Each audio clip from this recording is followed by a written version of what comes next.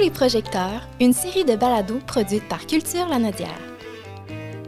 Nous voici déjà à la 2e saison de Sous les projecteurs, le balado qui célèbre l'excellence artistique de notre communauté en accueillant les lauréats des Grands Prix des Jardins de la Culture. À l'animation cette année, la journaliste lanaudoise Thérèse Parisien. Ensemble, plongeons dans les coulisses de la créativité lanaudoise, explorons les récits captivants derrière chaque œuvre primée et découvrons la diversité et la richesse artistique qui font de notre région un foyer culturel vibrant. Préparez-vous à être inspiré et émerveillé par le talent extraordinaire de nos invités. Bonne écoute! Lors du 32e gala des Grands Prix des Jardins de la Culture, la municipalité de Saint-Félix-de-Valois a remporté le prix Municipalité culturelle de l'année. Et là, on reçoit Audrey Boisjoli, la mairesse. Bonjour. Bonjour, Audrey Boisjoli. Ça fait plaisir d'être ici. Hey, ça fait plaisir. Félicitations. Félicitations pour ce prix. Oui, on est vraiment fiers. Là, une politique culturelle qui a été adoptée le 13 février, la veille de la Saint-Valentin, chez vous. Comment ça s'est passé et comment ça s'est passé, ce processus-là? Vous vouliez une politique culturelle, vous saviez que c'était nécessaire. Vous avez fait quoi avant que ça arrive? Bien, on a décidé avec, dans le fond, il y a 2 ans, on s'est présenté avec une nouvelle équipe à la municipalité et ce qu'on souhaitait, c'est vraiment de mettre la culture comme une priorité à la municipalité. C'est pas que c'était pas une priorité avant, mais souvent, ça se fondait dans nos décisions, nos projets de loisirs. Donc, on a vraiment décidé de la première étape, là, ce qu'on a fait pour vraiment mettre la culture de l'avant à la municipalité, c'est vraiment de créer un comité spécifique à la culture, notre comité consultatif en culture, où on a vraiment un lieu de partage et pour faire avancer des dossiers et avec des citoyens. Et en parallèle, on a décidé justement de travailler sur une politique culturelle. Donc, ça a été le premier mandat du comité. Dès notre élection. Puis c'est vraiment de cette façon-là, je pense qu'on on est arrivé à mettre la culture là, de l'avant. Donc, ça a été un processus d'environ 1 an, là, le travail derrière cette politique culturelle-là, qui a emmené à travailler justement, à réfléchir sur qu'est-ce qu'on voulait faire dans la municipalité au niveau culturel, sur différents aspects. Donc, développer, par exemple, l'art visuel, l'art de la scène et autres, mais aussi qu'est-ce qu'on allait faire de certains bâtiments qui peuvent avoir des vocations culturelles. Donc, se créer des lieux aussi où on va faire du partage au niveau culturel, mais aussi d'avoir des lieux où on va faire de la diffusion. Donc, la réflexion est venue, elle a été faite sur notre nouveau comité. Puis, on est arrivé justement le 13 février pour l'adoption de cette politique-là et on était très fiers parce que déjà, à l'adoption, on avait déjà des projets qui cheminaient également, là. Donc, c'était... en même temps qu'on faisait cette politique-là, il y avait des projets, donc c'était intéressant de dire, OK, c'est pas seulement un document de travail qui va finir tabletté, parce que déjà, on a des actions qui sont en chemin. Donc c'est encore plus intéressant puis stimulant pour les gens là, qui sont sur le comité. Vous n'y êtes pas allé de main morte, parce que puis vous avez gagné le Grand Prix, ça ne m'étonne pas du tout, avec tout ce que vous avez fait. Il y a eu la bibliothèque, il y a eu... Écoutez, vous avez pris une ancienne salle des Chevaliers de Colomb, vous avez décidé d'en faire un lieu de diffusion culturelle. Ouais. Il y a plein de choses que vous avez mis de l'avant, mais rapidement. Ouais. On a vraiment... Bien, je pense qu'on a saisi des opportunités, puis on a vu du potentiel dans certains organismes, dont le Crapaud, pour ne pas le nommer, parce que c'est eux notre diffuseur culturel à Saint-Félix-de-Valois. Mais je pense qu'on a vu le potentiel de ce partenariat-là. Puis vraiment, ça a été... ça a presque pris, là, au total, là, du moment qu'on a su qu'ils cherchaient un local, là, ça a quand même pris pratiquement 1 an là, à arriver à avoir une entente avec eux. On voulait s'assurer de bien faire les choses, que tout le monde soit à l'aise dans ce partenariat-là. Puis, c'est sûr qu'il y avait aussi des infrastructures à mettre en place pour les accueillir et c'était pas tout à fait encore adéquat. Donc, ça a quand même pris un certain temps, même quand on avait l'entente avec le Crapaud, avant qu'ils puissent diffuser dans notre salle, là, qui est l'ancienne salle des Chevaliers de Colomb, qui est maintenant le centre Yvon Sarrazin. Bien, on a eu quand même là, des rénovations à faire pour qu'ils puissent diffuser, mais on est arrivé, puis je pense que tout le monde le partenariat, on a été honnête dès le début que oui, il allait avoir du délai là, parce qu'on devait faire certains travaux. Puis les discussions ont bien été, la négociation aussi. Puis je pense qu'aujourd'hui, c'est pour le bénéfice de nos citoyens et des gens de la Nodière en général, même des gens d'ailleurs. Une petite parenthèse, j'ai des collègues de Québec à la Fédération québécoise des municipalités qui me disent « Mon Dieu, Audrey, l'autre jour, j'étais dans ta municipalité.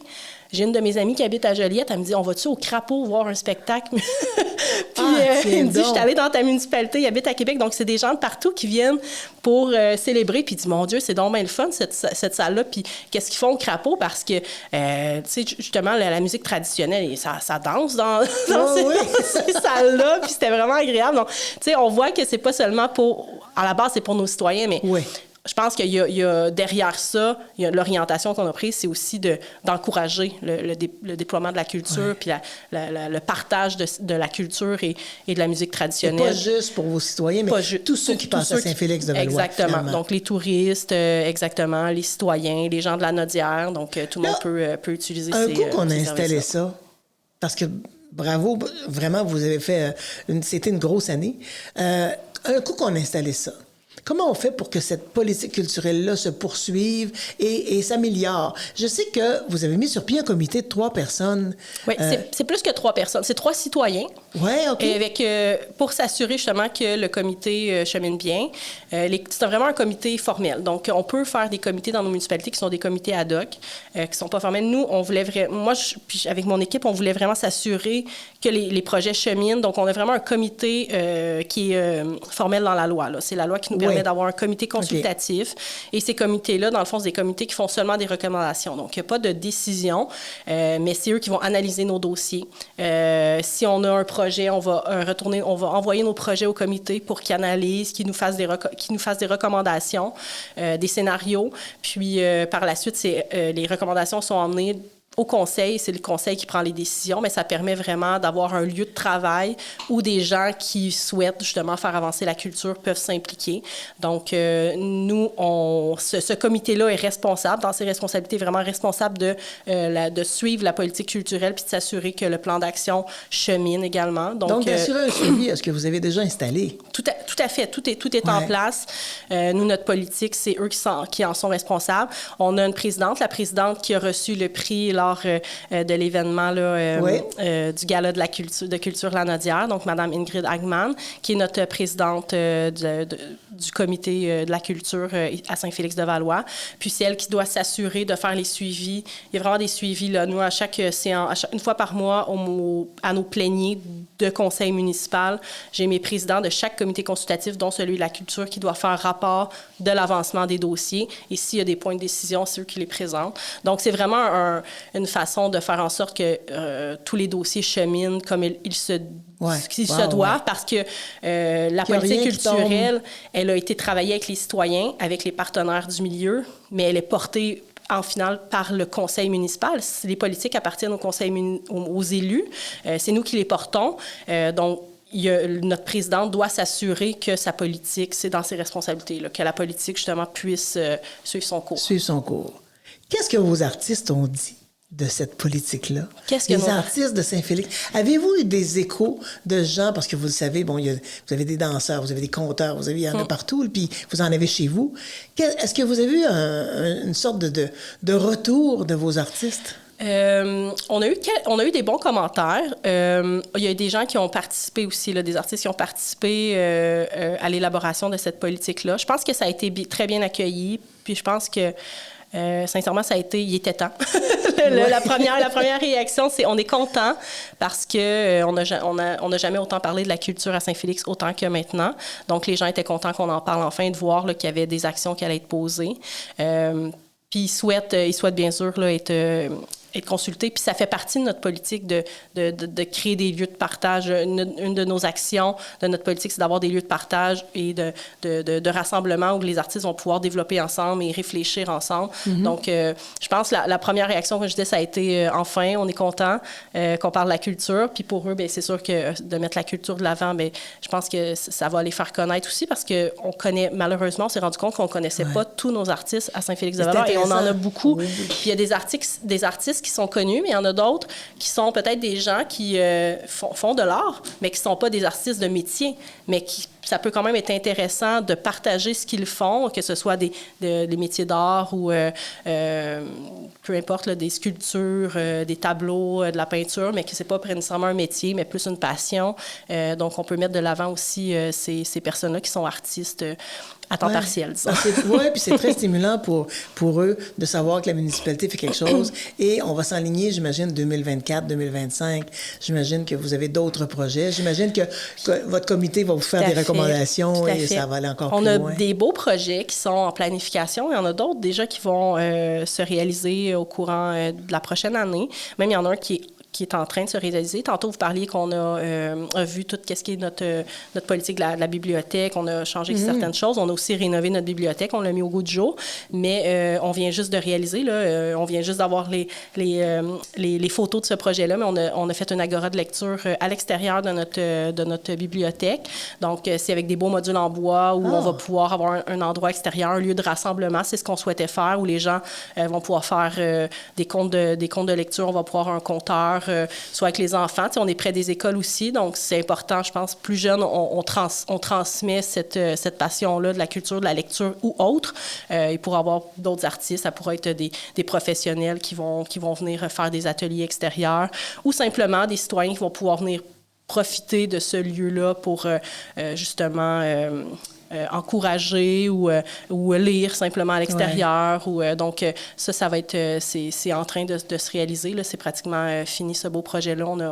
J'ai reçu les photos là, du projet en fin de semaine dernière. Donc, j'étais très heureuse de voir que ça arrivait. Puis... Donc ça, c'était une de nos actions, d'avoir un lieu extérieur de partage. On a même, avec le comité de culture, on est déjà en train de réfléchir, peut-être d'avoir des diffusions musicales à cet endroit-là, donc peut-être des dimanches matins où il y aura des artistes qui pourront venir faire des spectacles extérieurs plus intimes sur ce lieu-là. Donc, il y a plusieurs possibilités. Ça, c'est un beau projet qu'on est bien fiers aussi. On a été appuyé d'ailleurs par la MRC là, dans ce projet-là avec les fonds là, de développement de territoire. Donc, bien heureux de ça également. Puis, il y aura d'autres étapes. C'est le centre Yvon Sarrazin où il y a la diffusion du crapaud. On a fait une première phase de travaux, mais une deuxième phase de travaux qui est dans les cartons. C'est simplement qu'on attend une subvention, mais il y aurait une possibilité d'avoir une deuxième phase. Et même avec ce projet-là, il risque d'avoir une terrasse extérieure aussi, donc pour créer encore plus de... Dans le fond, le crapaud, où il y a le centre Yvon Sarrazin, c'est où c'est notre place de la culture, où on veut consommer de la culture, donc que ce soit justement à l'extérieur, à l'intérieur, dans la salle. Mais il y a une deuxième phase à ce projet-là là, de mise en œuvre là, de rénovation du centre Yvon Sarrazin. On a également là, un projet là, on est en train de réfléchir sur la vocation de notre église, parce qu'il y a plusieurs années, on a fait l'acquisition de l'église. Ouais. Elle a été achetée par la municipalité. Et depuis plusieurs années, il n'y a pas beaucoup il n'y a pas d'événements qui se passent dans l'Église. Donc, on est en train de réfléchir. Je sais qu'il y a déjà plusieurs aspects qui ont été réfléchis, donc peut-être de lancer des groupes de théâtre et autres. Donc, c'est en réflexion, mais ce qu'on souhaite, c'est arriver avec un projet qu'on puisse déposer pour pouvoir faire en sorte que la salle soit adaptée, l'Église soit adaptée à la diffusion culturelle. C'est extrêmement intéressant de vous entendre parler des projets qui s'en viennent, parce qu'on sait que vous, comme municipalité culturelle de l'année, c'était pour l'année passée, puis vous avez fait une grosse année en 2023. Il y en aura d'autres à venir. De vous entendre parler de peut-être 2024-2025, c'est extrêmement intéressant. Tout à fait, oui. Madame Boisjoli, mairesse de Saint-Félix-de-Valois, merci beaucoup d'avoir été avec nous. Ça fait plaisir. Merci à vous de m'avoir invité. Je vous dis merde pour la continuité des choses, parce que c'est parti sur les chapeaux de roue, je pense. Oui, tout à fait.